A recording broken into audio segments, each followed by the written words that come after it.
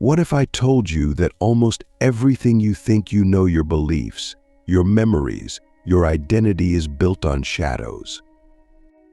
And what if I also told you that this isn't just poetic philosophy, but a literal framework that's controlling your daily experiences, your emotions, and even your dreams? You see, Plato's Allegory of the Cave isn't just a cute story from ancient philosophy. It's not just about people in a cave watching shadows.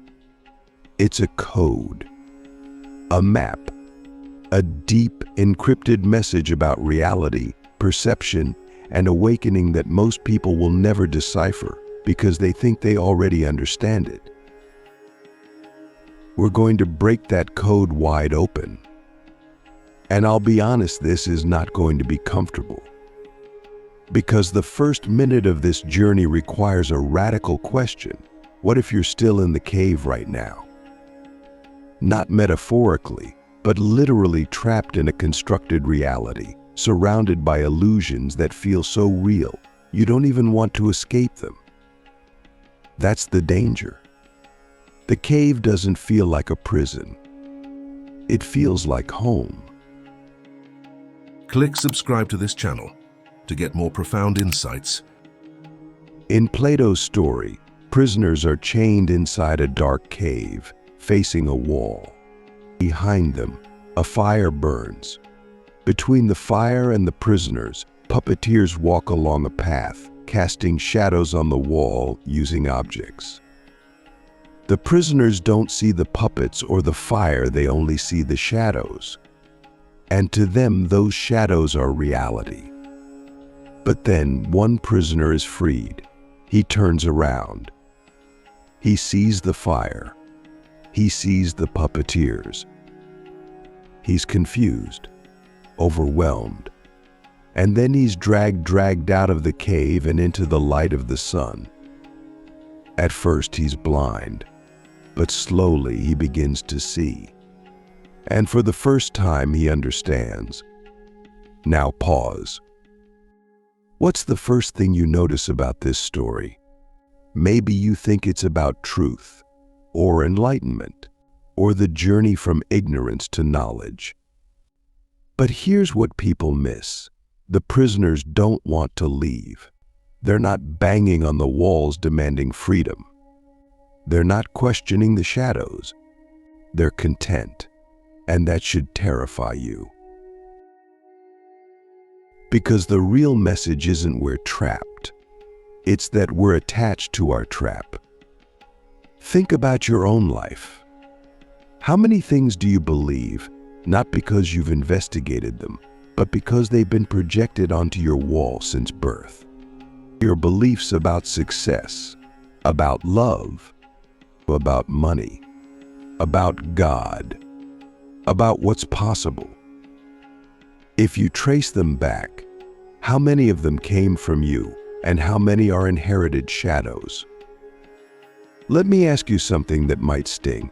When was the last time you had an original thought, one that didn't come from a book, a podcast, a parent, a teacher, or an algorithm? That's the code Plato embedded in this myth.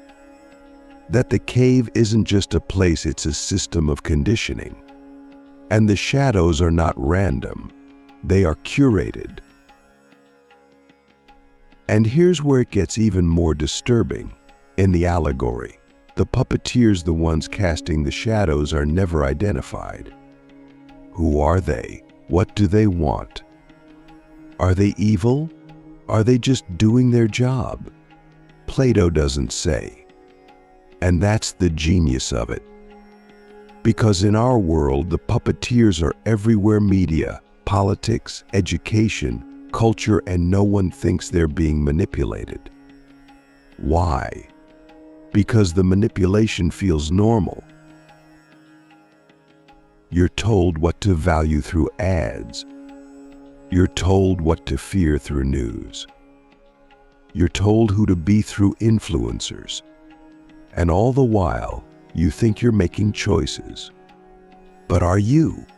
Or are your choices just shadows on the wall, reflections of deeper forces you've never seen? Now here's the twist no one talks about. Even when the prisoner escapes the cave and sees the truth, when he returns to free the others, they reject him. They mock him. They think he's mad.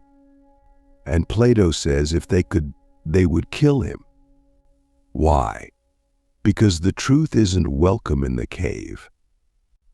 It threatens the system. It destabilizes the comfort. The shadows are safe. The light is dangerous. And that's the part of the allegory that hits hardest. Because maybe you've tried to wake someone up before. You've shown them facts. You've shared insights. You've pointed at the fire. But they didn't thank you. They resented you. They doubled down on the shadows. And maybe that broke your heart. But Plato would say, that's exactly how the cave works. It doesn't just imprison the body. It programs the mind to love the prison. So what's the way out? Here's where things get mind-blowing. Plato's allegory isn't just a diagnosis. It's a blueprint, a hidden code for awakening. And the first key is to realize that the cave isn't outside you. It's inside.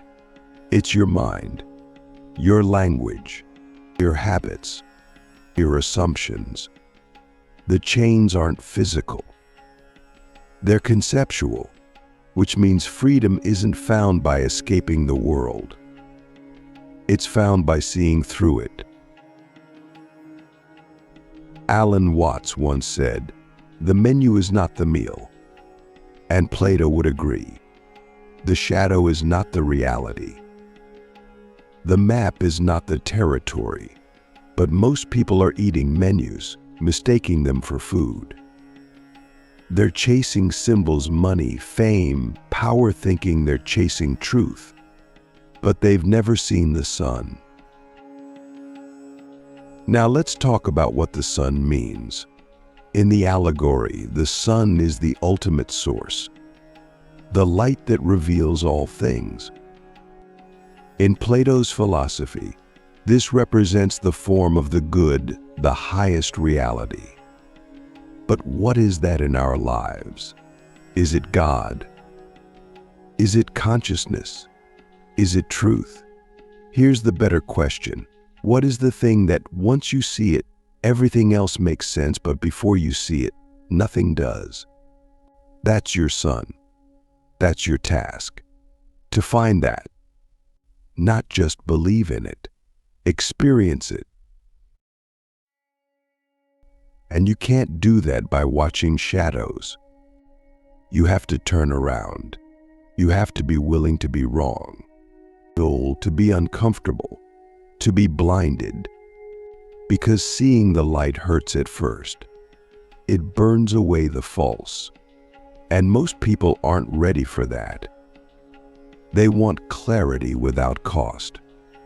Awakening without effort. But that's not how the code works. So let me ask you this. What would happen if you turned all the way around? If you questioned every belief, every story, every identity you've taken for granted? Who would you be without them? Would there be a you left at all? That's the terrifying beauty of the journey out of the cave. At first, you think you're chasing truth. But eventually you realize you're dissolving the lie of self. And here's the wildest part. Once you've seen the sun, you can never unsee it. You can go back to the world, but it won't be the same. You'll see the shadows and their source. You'll hear the lies and know the silence behind them. You'll walk through the cave not as a prisoner, but as a guide. And maybe, just maybe, you'll help someone else stand up, turn around, and walk toward the light. But be warned, not everyone wants that. Some people are addicted to the cave. Some people need the shadows, because the truth demands everything. It demands your certainty, your ego, your comfort, and most people would rather be entertained than enlightened. So now I'll leave you with this question, the one that unlocks the entire code of the cave. Are you ready to stop watching shadows and start seeing fire?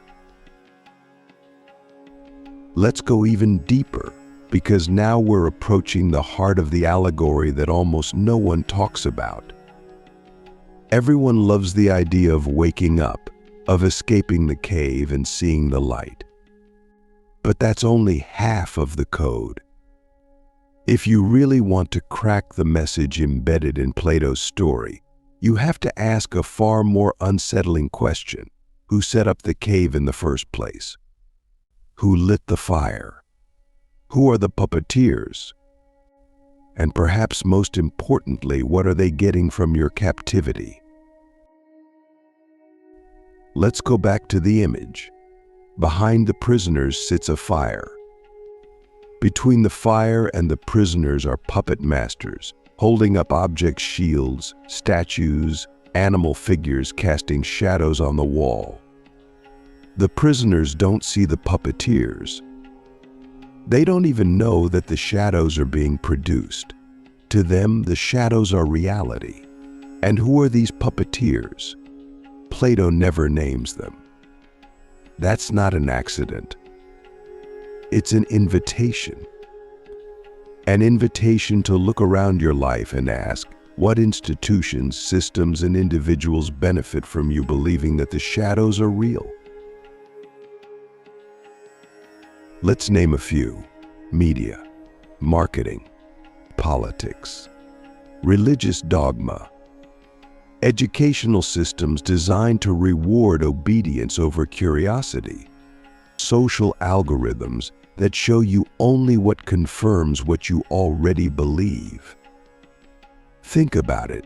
If you were truly free to question, free to feel, free to live moment to moment to moment, how many of these systems would collapse? The puppeteers don't want you to see the fire, because the fire exposes everything. It shows you that what you've been staring at is a projection. It shows you that the categories you've divided life into: success, failure, right, wrong, worthy, unworthy, are inventions, social constructs, illusions passed down like family heirlooms. And if you suddenly woke up and saw that, what would you stop doing? Buying things you don't need? Believing stories that make you feel small?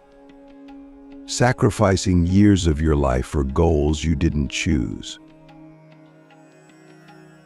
Let me ask you directly, what part of your life right now is built on an image, and who handed you that image? Was it a brand? A school? A parent who was also in their own cave? And how long have you been mistaking that image for truth? Here's the dark genius of the cave. The puppeteers don't need to use force. They don't need to chain you physically, because they've already trained your mind to love the shadows. That's the greatest trick of all. They've created a reality where questioning the projection feels dangerous, where asking, "Is this all there is?" gets you labeled as negative, rebellious, or ungrateful. And that's how the system defends itself, not with violence, but with shame. Now think about what happens when someone tries to leave the cave, or worse, comes back to tell others. Plato says the prisoners would mock him. They'd say his eyes are damaged, his mind is broken, and if they could, they'd kill him. That's not hyperbole. That's a warning. Because when you challenge the illusion, you challenge the power structure. And power doesn't let go easily. You see this in every era. Socrates, Plato's own teacher, was executed for corrupting the youth, which really meant teaching them how to think for themselves. Jesus was crucified not for healing the sick, but for challenging the religious and political status quo. Martin Luther King Jr. wasn't assassinated for dreaming. He was assassinated for threatening the economic and racial foundations of American power. The cave doesn't tolerate dissent. It fears it. Because if one person escapes, others might wonder, is there more than this? Let's bring this home. You and I are living in a digital cave, a psychological cave. A cave where our attention is the currency, and our identities are shaped by curated feeds. We scroll through shadows, highlight reels, filtered realities, outrage headlines, and we call it staying informed. But what if all of it, even the well-intentioned content, is part of the projection? What if the fire behind us is not illuminating truth but distorting it? And again, we must ask, who benefits from your confusion? Who profits from your fear? Your division? Your constant need to compare, consume, and compete? Because once you realize that the cave isn't just a metaphor, it's the default setting of modern life, you start to feel the urgency of Plato's warning. This isn't just about philosophy. This is about survival. Psychological, spiritual, existential survival. But let's not fall into nihilism, because here's the secret hidden inside the secret. The fire is not evil. The puppeteers are not necessarily villains. In Plato's time, they represented the culture makers, the poets, dramatists, teachers. Today, they might be journalists, filmmakers, influencers, even well-meaning parents. The shadows aren't lies. They're partial truths, symbols, echoes. The problem isn't the shadows themselves, it's our attachment to them, our refusal to turn around. And that's the shift. Awakening doesn't mean destroying the cave. It means seeing it for what it is.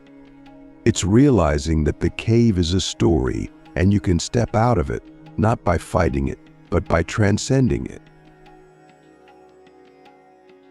So how do we do that? We start small. We question our reactions. We notice our patterns. We observe the thoughts that arise when we're alone. We ask, is this mine, or was it programmed into me? We create moments of silence because the cave is loud. We seek experiences, not just information. We read old books. We meditate. We walk in nature. We ask uncomfortable questions, and we listen not for answers, but for clarity. And then, slowly, we begin to turn around. We see the fire. We see the strings. We see the dance. And when we do, something incredible happens. We're no longer prisoners. We're players. We're not just reacting to shadows. We're creating light. But remember, the cave is always there. It doesn't disappear. Even after awakening, we visit it daily through conversations, media, expectations. The difference is, now we know. We're not fooled. We see the code. And once you see the code, you can play the game without being played by it. So far, we've walked through layers of illusion, cracked open the mechanics of the cave, and exposed the puppeteers not as secret villains, but as architects of a system we were born into. But now comes the most difficult stage of all. What happens after the awakening? What happens once you've escaped the cave, seen the fire, climbed into the sun, and then returned? Because Plato's allegory doesn't end with enlightenment. It ends with return. And that's where the real suffering begins. Let's set the scene clearly. The prisoner has been freed. He's seen the world as it is. His chains are gone. His vision has expanded. He's no longer bound by the projections on the wall. But something unexpected happens. He goes back. He re-enters the cave voluntarily to tell the others. And what does he find? Not celebration, not gratitude. He finds resistance, mockery, rejection.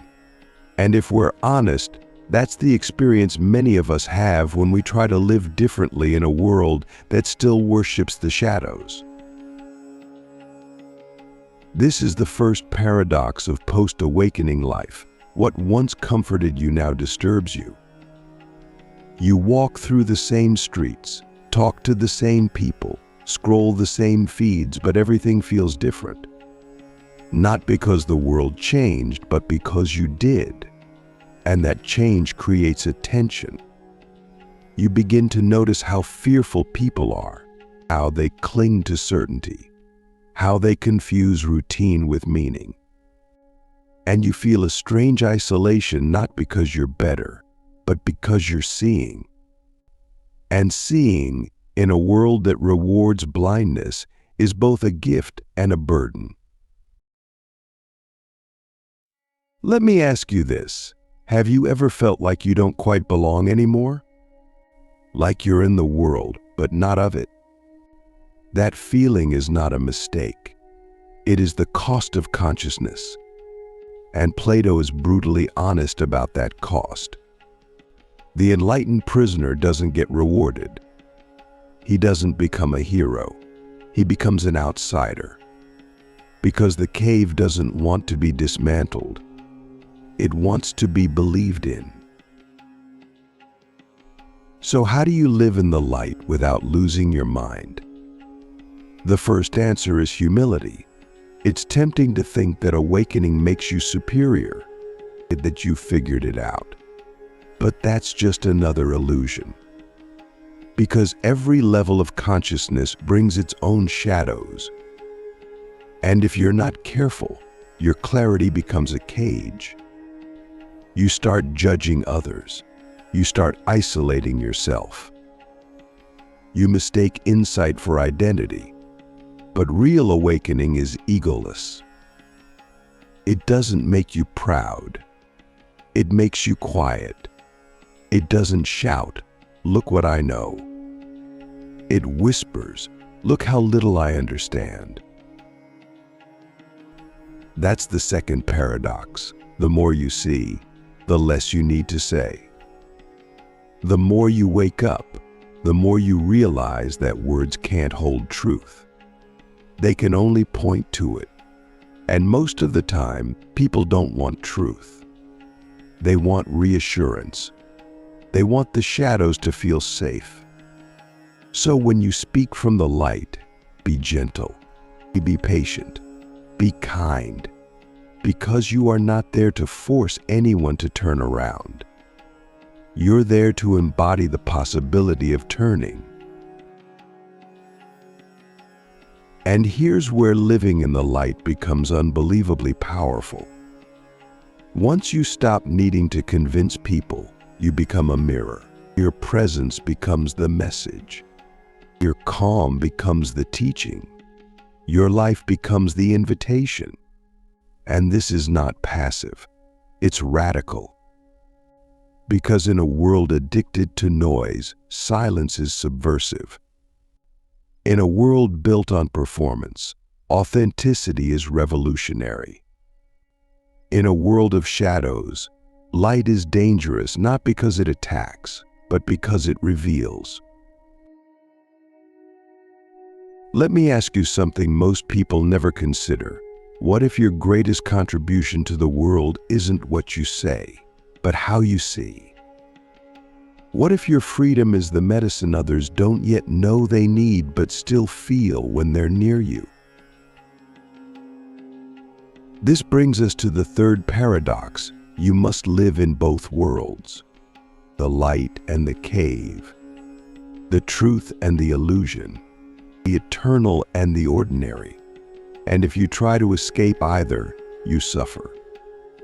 If you cling to the light, you become disconnected spiritually, bypassing the messy, beautiful work of being human. If you sink back into the cave, you shrink, you forget. But if you hold both, if you learn to see the shadows and their source, you become something rare. You become whole. Let's get practical. What does this look like in real life? It looks like waking up each morning and remembering that your job, your name, your roles, they're real, but they're not ultimate. It's doing your work with full attention, but not letting it define your worth.